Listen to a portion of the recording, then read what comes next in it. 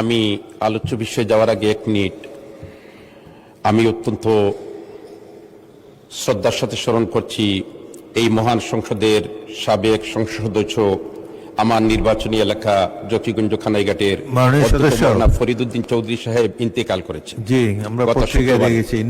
ওনার জন্য আমি সবার কাছে দোয়া প্রার্থনা করছি। মাননীয় স্পিকার, আসলে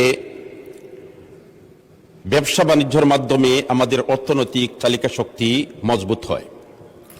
আমাদের দেশের রেমিটেন্স যোদ্ধা যারা আছে, বিদেশে যারা অবস্থান করে, তারা বিভিন্ন সমস্যায় জর্জরিত।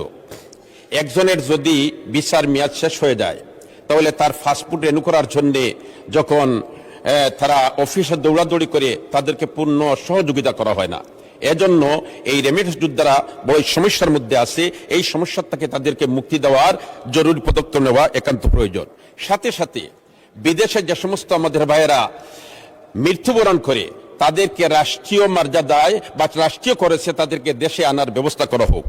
সাথে সাথে এই বিদেশিরা হাজার হাজার কিলোমিটার দূরে বাংলাদেশ থেকে অবস্থান করে মাতা পিতা ছেড়ে, কিন্তু নারীর টানে তারা এলাকার কথা বলতে পারে না।